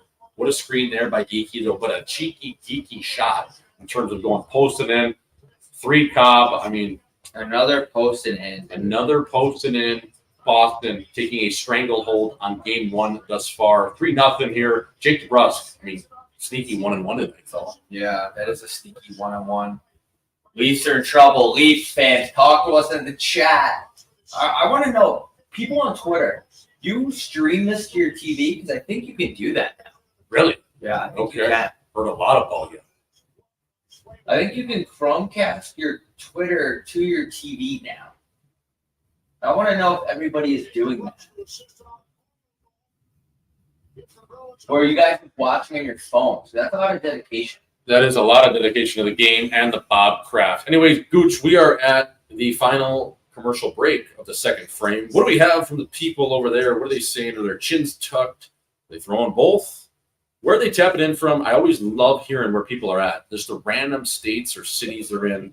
They're in some halfway house in West Virginia, smoking a pipe of, who knows, the local meth or whatever you got going on, a split. We got played rugby all day and now getting schnockered while staring at pretty ladies' racks. I've never heard the term schnockered, but where are you where you're looking at racks? Are you in public right now watching us? I love the word rack. Great word. On my PC, like a real man. Shout out to Alex Morgan, frequent watcher and chatter of the show. We appreciate that. Sheldon Thief coming in. Leaf fans getting disgruntled early. Sheldon Thief. Over under on my new criminal charges between now and the time that the cup is lifted at 2.5. Wait, is lifted is at 2.5 -1 cent either side. Anyone want to place action? Good luck with your criminal endeavors. Joel Farabee, friend of the show. I don't know if that's the real Joe Farabee, but if it is, he's chiming in from UMass Amherst, aka God's country. That is true. I actually went over to UMass for a visit when I was a kid, and there was crushed up beer cans all over the lawns. The chicks were horny. Is that actually Joel Furteby, or It is might that just be. Friend of the show. a burner? Well, Joel, if you're listening, low and slow, my friend at Slamhurst, that place is a goddamn gypsy zoo, not a gypsy zoo or Jew, but I don't think it is him, but he is a friend of the show. Okay. Met Joel, and great guy. good chin, Joel. Good chin. Favorite tennis player? All right. I like Alcaraz, and I like All timer right now. Make ran now or right now. Right now, I like Alcaraz. I actually do like Djokovic. I'm not gonna lie. Yep. I like Tommy Paul. I would say I'm like- probably Joker, but that's just like a very just stock answer. Right, I just love it is. watching him play. I like Medvedev a lot. Yeah, he's kind of like a girly Russian, but it's kind of weird. No, you're thinking of what? Medvedev? Girly? I think he's like, yeah, he's just a little, I don't know. You think he's a bad guy? No. Are you thinking of Rublev? No, I'm thinking of Medvedev. I don't love him, man. I don't know why. It's something about him bothers me. I like Sabalenka. For the women's, I like Sabalenka. I actually like Jess Pegula a lot. Who else? I like Emily Raducanu, and I like. Actually, no. I like that Georgie chick that Italian one. She's all right. Anyway, Sneaky. sorry, I got carried away with the tennis questions. We have 4:30 remaining. 4:33 remaining here, 4:28, and counting if you're following along here with the boys at Hockey Night Scottsdale. Holy fuck. Another penalty. What are we calling here? Toronto? Who are we No, calling? it's going to be on Boston. Turn your mic on, fella. Why isn't the crowd going crazy? Isn't it a Toronto penalty? Oh my God. Another Toronto penalty. And again, one of those guys trying to get his team emotionally invested in this game. Well, that's a penalty. I mean, how did he even see that? I mean, you can't be hacking a guy in the hand like that. And he got it. I know, like if you're gonna go high like that, like maybe get him on the stick, maybe get him on the pant. If you get a guy in the hand or the chop like that, but that goes back to these stupid penalties they're taking because these guys are trying to emotionally get their team into it, but it's not in a smart way. Domi takes a penalty. You had Bertuzzi take a penalty earlier. These type of penalties cannot happen. You can't put your team down on man advantage, especially when you're trailing a team 3 top. Like that's idiotic. That's just very undisciplined plays by guys, again, trying to get their team into the game, but that is not the right time to do it, and especially right off a face-off where the play is stopped. You're not behind the play. One of those refs, fella, more likely than not, is going to see that. And especially on Marchand. You can't be chopping a guy like that, his hand. Those hands are just, they're too good.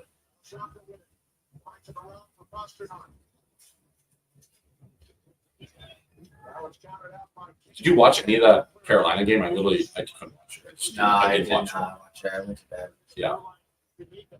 I took a Joe Dirt day nap too. I couldn't watch that. Oh my God. If that goes in, it's 4 rip.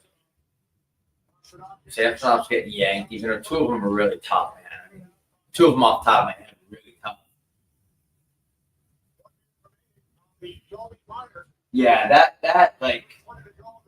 that slash right there, you just can't do it. Oh, it's just like why? Like what are you getting out of that? I mean, I guess if you break the guy's hand, he's out for the series, but like you're just there's nothing good coming out of that, and especially right away, it just off a draw, off a standstill. I know what you're trying to do. You're trying to rattle a guy, but a guy like Brad Marchand, I mean, number one, the refs are watching him as is, and then he's going to sell it a little bit. So it's just like you can't do that.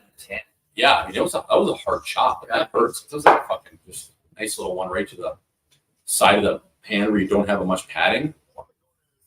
He got in the glove. Yeah, like he got in there. No Diddy. Get up in there. No Diddy style. Edmondson sends it down the ice as Swayman collects the puck. He sets a nice crispy rice for Chucky McAvoy, who carries the pill in and carefully hands it off to Brad Marchand, who drops it back to Jacob Rusk, who stood up at the line. And the Toronto Maple Leafs will kill more of the clock here on the Boston power play. Folks, if you're following along right now, 2:41 remaining in the second frame over here at Hockey Night Scottsdale, watching playoff hockey, round 1, game 1, live from TD Bank Garden. The Leafs trailing the Boston Bruins 3-0. Oh my God, that was so sick. That pass by Marchand, that baby sauce. Now, Domi is kind of what the fuck? Did he drop to a knee to make that pass? Did he get a little lower so he could get under that chip pass? I want to see that again because that play by Marchand, I mean, Domi, that's just, you can't do that. But watch this pass. How about the play by McAvoy, establishing middle ice, getting it down to the goal line? But did Marchand drop to a knee? Oh, he just dropped to the knee. Why is he untouched right there? Well, Edmondson, I mean, that's a nice pass. And then you're not going to get help from your backside. But as defenseman there, Edmondson, you're taught that puck just can't get across that halfway point in terms of to the front of the net, right? But he makes an unbelievable saucer pass to Bruss. Heady play. Little Crosby knee drop. You get down and you just shovel it. Hopefully it hits something. Thankfully, it was a hell of a pass and it hits his blade. Like that's hockey right there. Yeah, man. Wow. 24. Wow. 4 rips. Holy shit, chat. What are we thinking about that chat? I don't know. What do you do if you're Toronto? Like, do you just try to shift the momentum and come unglued and like have Reeves try to run somebody or fight somebody, or you stay the course and play the long game and realize this is going to be a 6 or 7 game series. But right now they're getting absolutely whacked. Folks, again, 2:08 remaining here. Oh, my Matthews, a hell of a save there. Swayman is so far on top of his paint right now and so calm that anything that's hitting him, it just seems like he's controlling where all these pucks are going despite being high traffic areas. It's really impressive to watch. Yeah. The shooters are looking backdoor far side. He just had a scouting report where they think Swayman's. I mean, fuck, man. 4 is tough. Like 3, but Swayman looks so nasty. They're so calm. Even right there, just the way he's like on his knees and no diddy, and just kind of shifting around in the paint, like he just looks like he's seeing it. Yeah, he really is. And I think that was a very heady decision by Boston, whether it was Jim Montgomery talking with the brass or the goalie coach. You go to the guy that's had success against the Leafs all year. He's 3-0, the .952 save percentage. Another penalty. Man. Slashing on Matthews, I believe, and wow. These guys are just – it's a very immature game right now from the Leafs, which is more or less what we've seen, man. I mean, Marchand's going to just be like, buddy, you're an idiot. Yeah. Slash me in the hand. Right. You scored a goal. Go back to your bench. There's nothing you can really say to Marchand right now. I don't know why Domi is even skating up to him. What are you going to say to him that, especially a guy like Brad Marchand, who he is the book of chirps. Like, he's not – this only makes him play harder. But let's see this flash here. So he gets kind of speared. So and then Matthews retaliated, or did they get coiled? They must have got coiled. They must have got coiled. They did get coiled. Yeah, 1-3. Okay, I was going to say that would be – I think Coyle thought they yeah, but what's going on with this camera guy in this game? Is he drunk? Because they're missing everything. What the fuck is this guy doing? Because we haven't seen any of these plays, like the Matthews post at the start of the period, like he wasn't even on the play. All these plays, this camera work is awful. Is he drunk? I thought Matthews slashed, like they panned the camera over Yeah. and Coyle was like, what the fuck? I thought Matthews slashed the Correct. stick out of his hand, but that's kind of uncharacteristic for him at this point in the game. So, Well, yeah. if you ever needed one here, Rob, Yeah. you probably need a goal here before the second frame to maybe put your team maybe in position to come back. But, it's very tough coming from behind playing a team like this, no Diddy.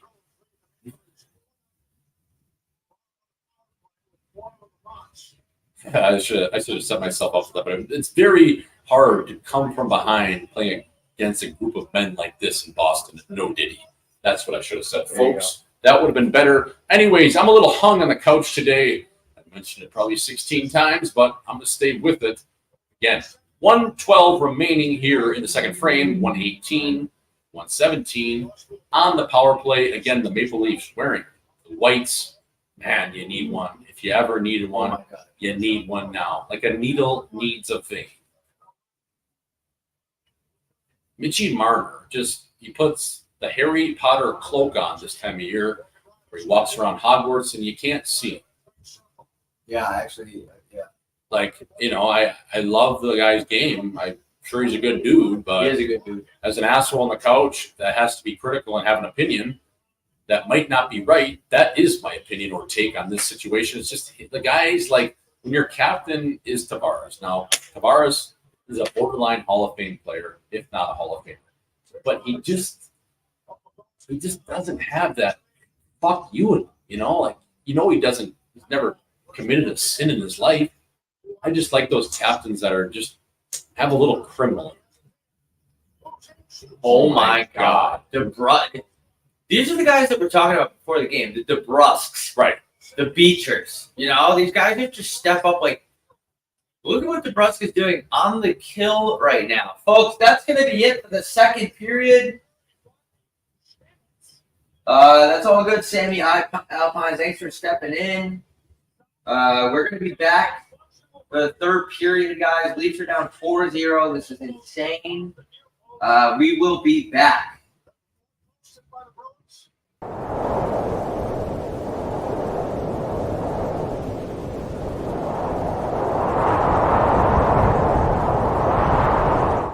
Take care of it. But here's my thing. Wait.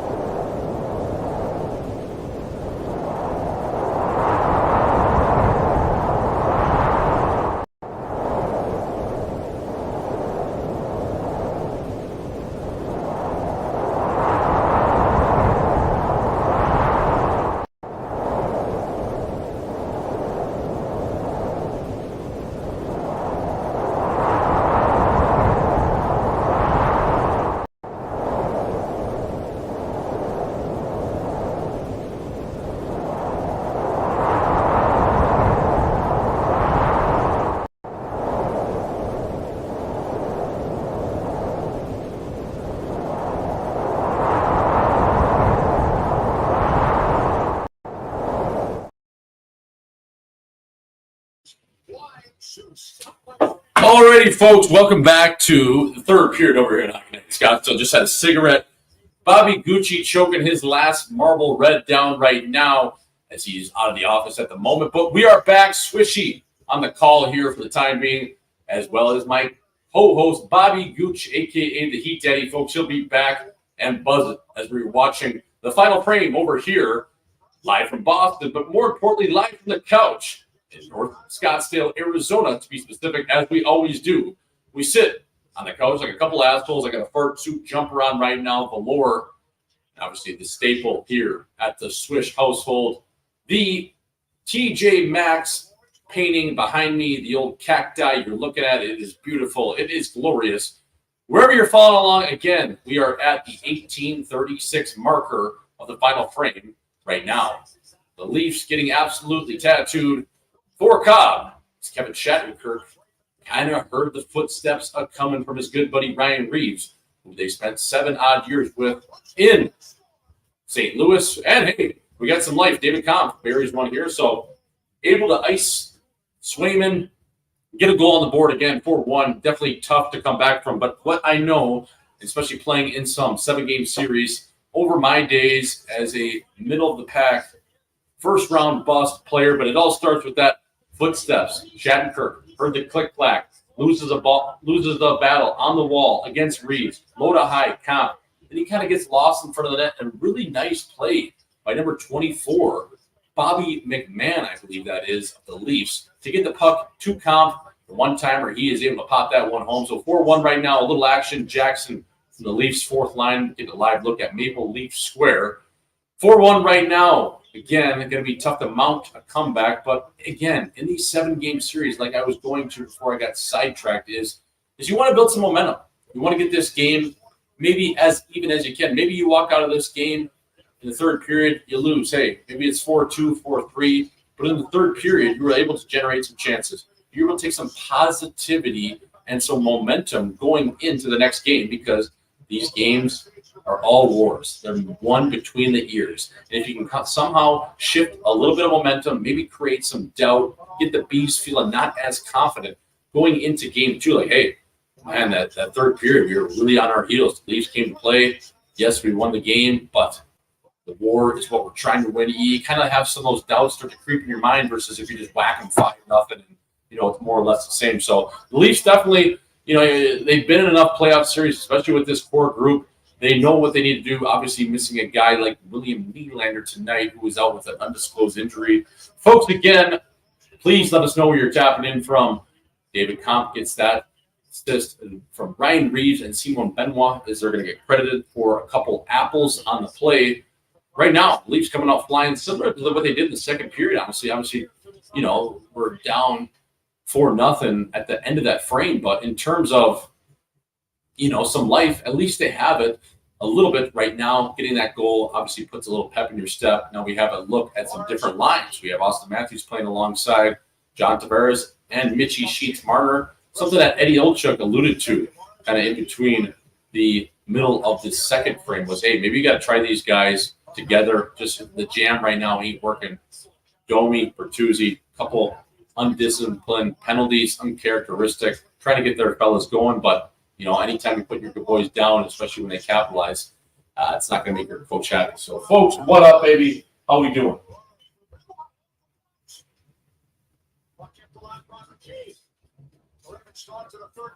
The game right now, fellas, if you're following along, we're at 16:39. That's coming off the chin. Gucci is confirmed taking a shit. Oh, Connor Dewar, sorry. My bad, that guy that came over from Minnesota. What's up, baby? How you doing, Steven? What up, fella? Yeah, we're at the 16:24 marker, folks. I'm going Han Solo right now, a little Hope Solo, just playing a singles match with my good friend and my wrench, me, myself, and I. Bobby Gucci will be back. He is just taking a little bit of a business call, folks. We had a deal in place to be in Vancouver and Edmonton tomorrow and Monday. That fell through. We were going to be at the Pint. We won't get into what exactly happened just in terms of publicly, but kind of fell through at the bar there. So sucks. We won't be up there. I do love the good people of Canada, man, especially Western Canada, the way they can throw, how steel their chins are. I'm gutted for the people that we were going to see up there, spend some time with. watch the games with. But in saying that, we will definitely make it up to you. I can promise you that. We will be back hopefully sometime this playoff to Western Canada, probably Edmonton. We just got to hash out a little bit of an issue there in terms of just getting it slated in. So won't go too much into depth other than we apologize for what happened. I didn't know the game started. And the game is on, and Bobby Gucci is off the phone, folks. I just let him know what kind of was going on, but not in terms of getting too much into the weeds. But just, again, we'll make it up to you. We'll be up to Western Canada. We love you guys. We just have to make it work logistically and contractually for us. So thanks again for all that understand. Back to the game, 15:01 remaining. Bobby Gucci back. Folks, if you need to sync up your TV, we are at 14:55. I try to remind people. Again, we will go to commercial break right in and around the 13-minute marker. Game right now for 1. Gooch, how we doing? Good. I'm just I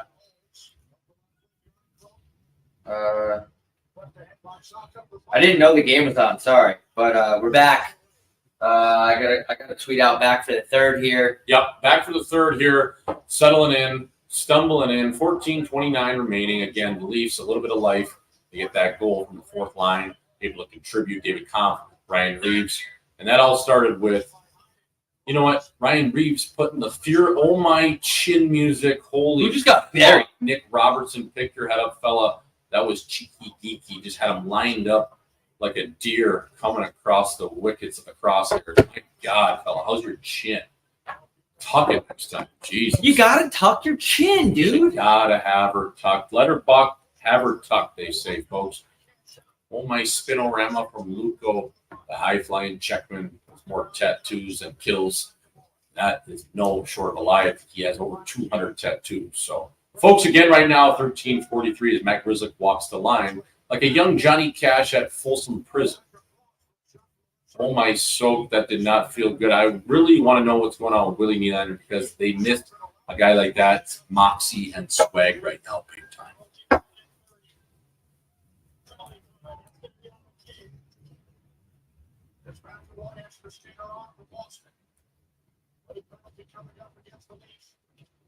Penalty coming up against the Leafs. Holy shit, when it rains, it pours. It's raining, man.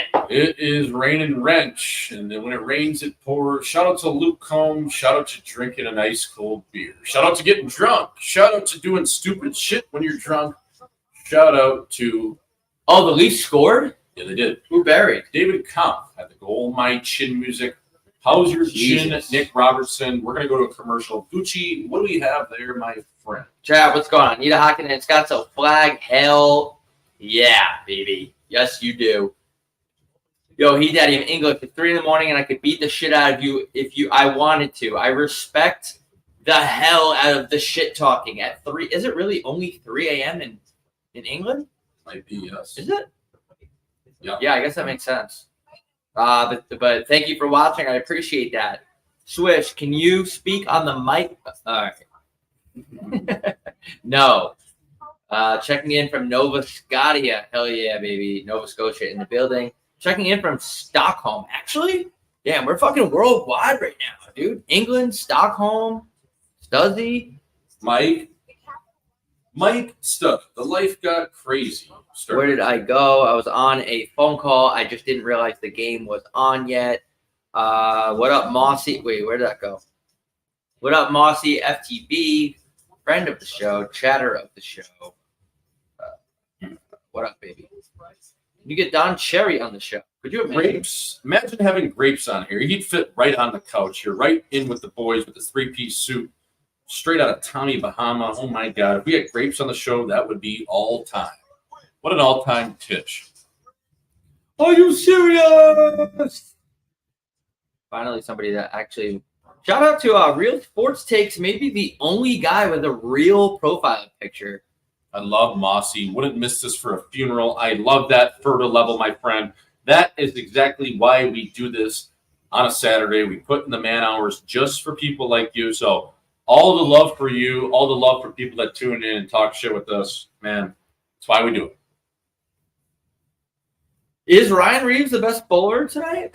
Seems to be the Yeah, for a guy that's, played 6 minutes, he's been pretty efficient. He did have that fuck up on the first goal for Boston. He did get it back with putting the fear of God into Shattenkirk's chin. So I would say he scraped even, but it's a little too late because they are down 4-1. I don't know if he's been their best for it. I'm not sure if you can call it that. But, yeah, he's had an all right night. I just think if you're looking at a fourth-line player, you go back to that first goal, and that is exactly what I'm looking at. That mistake can't happen. So Boston power play right now, Gooch. We got 12:45, 1:40 left in this power play. Again, I mean, if you score here, you might as well just simulate the rest of the game if you're the Leafs. If you're the Boston Bruins, you're looking to extend the lead, get up to 5-1. But the biggest thing for the Bruins right now, I think, is not necessarily the goal. It's getting your power play set up and feeling good going into game 2. Because, yes, they're not going to have this many power plays, you wouldn't think, in game 2. They've had 5 or 6 so far in game 1. You're not going to get that many looks just because the refs, they knew they called that many. League officials are going to call in from Toronto and say, hey, you know what, we had this amount of penalties on our team. Can you guys look at these? Maybe that's not a penalty. It's always like Brendan Shannon will make a call. Oh, my God, split open. But, yes, they did have that power play goal with Marchand. But, again, early on, the power play wasn't great. So they're just looking to build off their power play, keep it snapping around, keep it crispy. And, again, the Leafs just hanging on for dear life right now. 5 seconds remaining on this Bruins power play. No shots on goal. I'm going to turn that air off. Toughest chin in the forks with you, Jay Swish.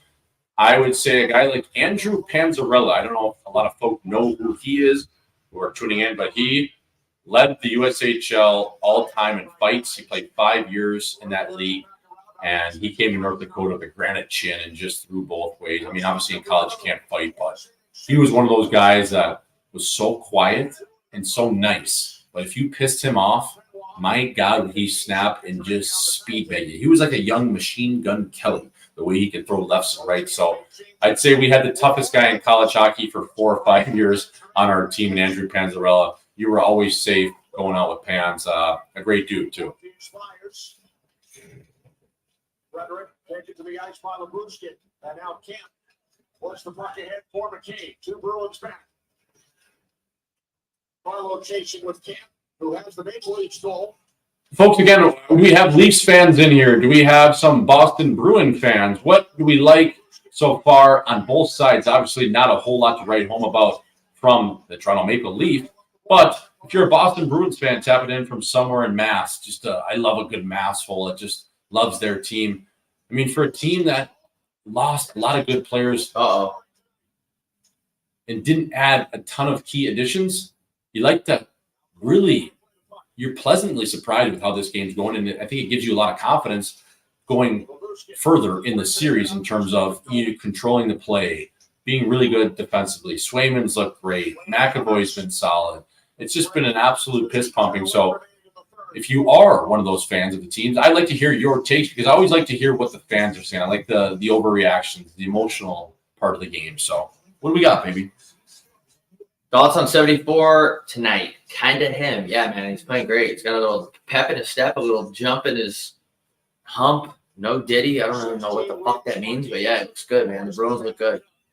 Only 23 shots, though, but they've been pretty effective. Yes, they have, and they've had a lot of pipes. They've been smoking pipe. No ditty. Nothing like smoking a good peace pipe, folks. If you're getting high, well, hopefully it's on your own supply. Never trust in this guy's dope. Dave said, can somebody answer my question? What is it? Sorry, sometimes we... Who is in net for Boston game 2? Are you speaking of the Leafs? Are they going to go to Woll? I mean, I don't think you can fault the Russian this game. I mean, fuck, man. He's played okay. The chances that he has against, I mean, DeBrusk goes barring in. Carlo goes sawed-off shotgun into a back right pin. And you got a goal like the other DeBrusk. I mean, DeBrusk is going with a backdoor pass. Like, how do you really fault the guy? I mean, 2-1 for DeBrusk. It's been a clinic. You can't really blame a fella. I mean, if I'm Sheldon Keefe and this is my guy for what I thought would be the whole series, I go right back to him. So, and obviously, the Bruins are staying with their guy from the last frontier. Oh my God! Oh, what a pass! It's a good question. What series is most likely to be an upset? I don't know if you would call it an upset, but I guess you would because they're number one in the Pacific. I would say don't sleep on Nashville. I think Nashville is a good team. I think that's a lot of travel both ways. Now, could that negatively affect a team like Vancouver or Nashville? Maybe. But if you're looking at one series that could be an upset, I think Nashville could get away with that one just because of their goaltending and Roman Josi. Right now, you'd be crazy not to play Sway in game 2. Yeah, 100%. Do not. Unless he lets in like fucking 5 goals this period. Yeah, definitely don't change anything up for sure. No, keep that hot hand in the kitchen always, baby. Bobby Flay, keep her cooking.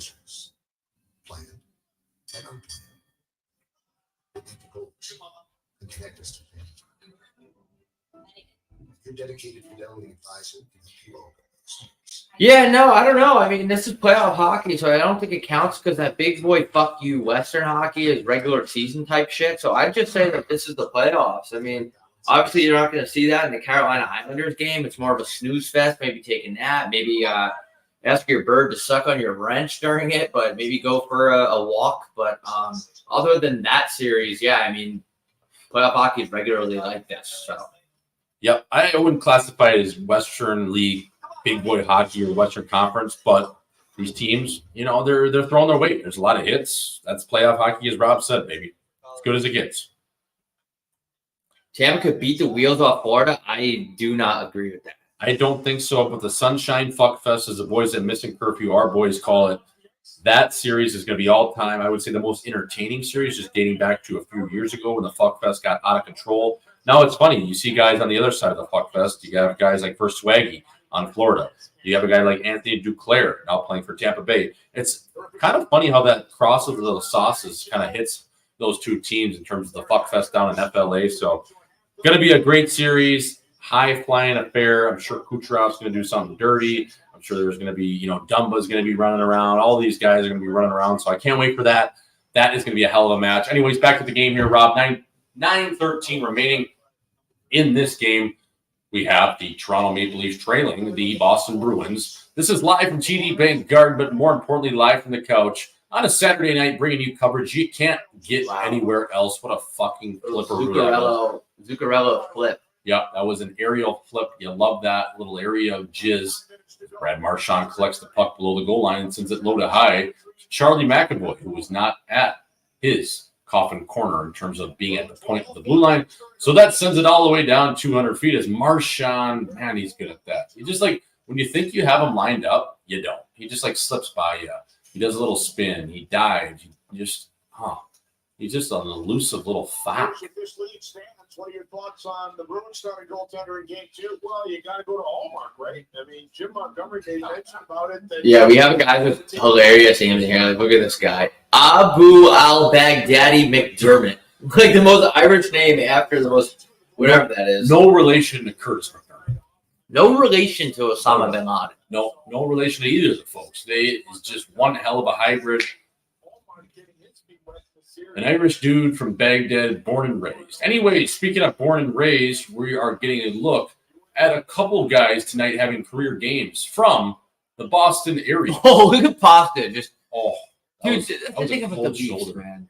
They're just getting bitched around. I know. And you know, Pasta chirped them at the All-Star game when they had their whole Leaf team that won the 3-on-3 games. Like, yeah, that's the only thing they can win. And you know that stuck with them. And you know Pasta is going to bring the heat. Especially he's got to back something like that up with his comments. I just think that guy, this team, they just elevate. And the Leafs, I don't know, man. I mean, I don't want to just keep chirping or carving guys, but where's Tavares right now? Your captain.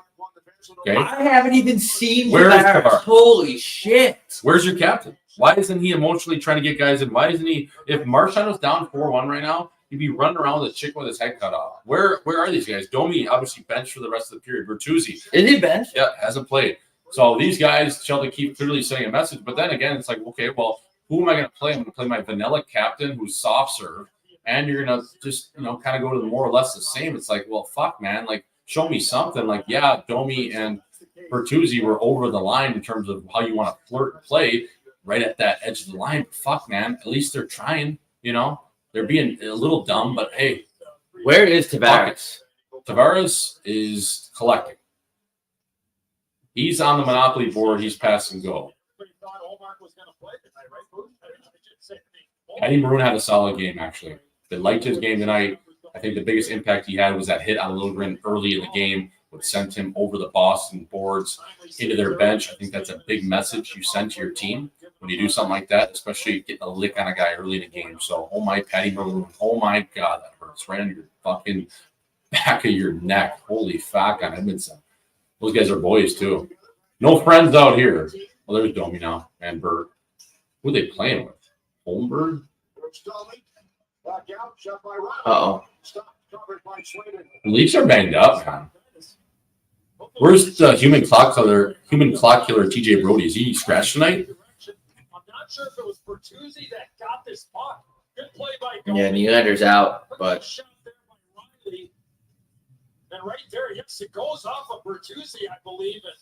Folks, again, we always want to thank the people. We can't thank you enough for tuning in to Hockey Night in Scottsdale over here. Obviously, the game is still on, but I just like to point out that thank you for tuning in, watching the game with the fellas over here on the best alternate cast coverage you can't simply get anywhere else. The boys right from the couch, raw and uncut, like you and your girl, just no dome, doing it however you can, chucking, ducking, sucking, and fucking. Anyways, back to the game.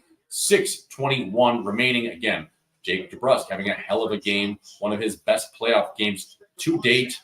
2-1 tonight, playing really well alongside Charlie Coyle, as well as longtime tenured captain Brad Marchand. Okay, now we're back to these lines. So now we're back to Matthews, we're back to Burt and Domi, which good luck, baby. Good luck at 9 a.m. Crack a cold one. Tavares is drinking milk, folks. That is non-GMO, straight grass-fed milk right out of the cow. Someone do something. He's drinking. My head's so itchy. Kombucha. Fucking nice. Derek Danforth. Extended shift there. Hit Robertson. Even the announcers are like, what are we even talking about right now? It's 4-1. You're in that weird purgatory. 5 minutes left. I mean, you need a quick one now. It's just weird. It's you just on the clock. You know the game's wrapped. If you're the Bruins, you just want to get out of this one healthy, untouched. We have it wrapped up. Again, the Leafs trying to make a little bit of a push in terms of gaining any sort of momentum and positivity they can take into game two, but that is hard to find other than that one goal they had from David Kampf, assisted by Ryan Reeves and Simon Benoit.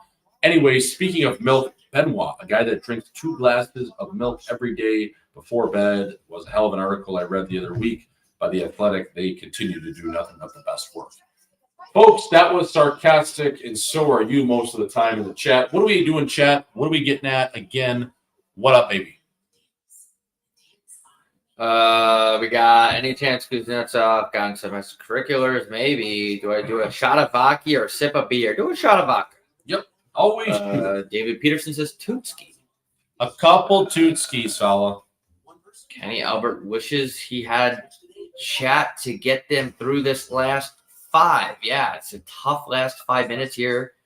Thoughts on Twisted Tea, man? I used to be addicted to Twisted Teas. Me and my friend would drink them during the day, and they're just so sugary and disgusting, but you don't realize that until you get older. It is refreshing, though, to have just an ice-cold, twisted goddamn tea. But when you have 2 of them, you get a little sticky. Shout out to Twisted Tea, and shout out to a guy that could definitely be a sponsor of Twisted Tea. Friend of the show, Nick Ritchie. Good chin, fucks hard, throws both ways. Big Rich, if you're listening, miss you, fella. You guys go to Wall in game 2, first shot of the game, and second shot of the game, or goes by the Bruins. Well, I don't blame the first goal at all. I mean, it was a cross-ice pass. It went fucking posting in. Tough situation for a goalie. Then you have another one that was on the power play. Then you have another one. Wasn't there 2 like that? One guy with 2 fucking cross-ice pass one-timers? No? What's that?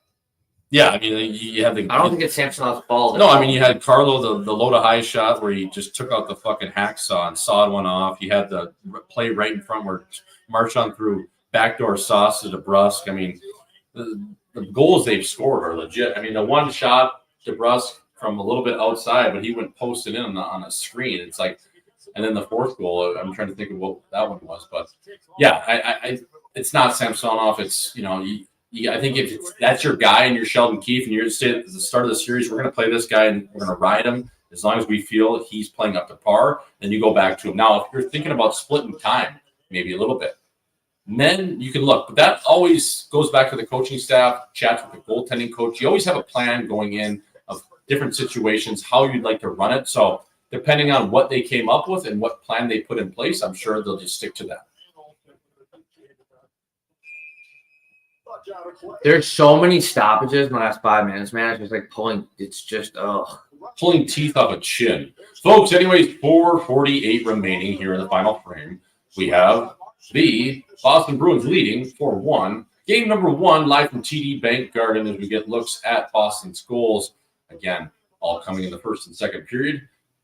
While we get looks at like father, like son, like chin, Taijomi, Louis DeBrusque. Couple nail guns back in their day. Ty, obviously a guy that can just quick start your heart, carve your fucking heart out with a butter knife. What do we got? What are we doing? So the Leafs will head to the power play here. Carlo to the box. Carlo to the sin bin.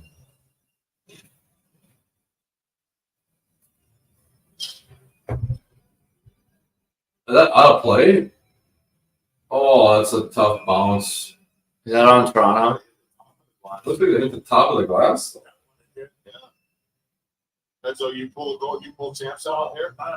Jets or Avs? I think a lot of people are sleeping on the Jets, but I still think the Avs get it done. If it ain't working, I would get them off the ice. Yes, I would. I wouldn't go too long here. Jets or the Avs? Yeah, that's a tough one. I can't play against the Avs. Leafs power play. Carlo in the box. This could be big right here. Yeah. You never know. You get one quick here and you got 3 odd minutes, and, the way they can score and the way they have that offensive firepower in terms of a 6-on-5, you never know. But, oh, my God, Freddie Marchand. What is up with this camera guy? He's making it look like guys have breakaways at all times. There's like 4 guys fucking all over the top of the circle. Like, what the fuck is going on? This camera guy is drunk and high at the same time. He must have gotten a Jack Edwards sticky box.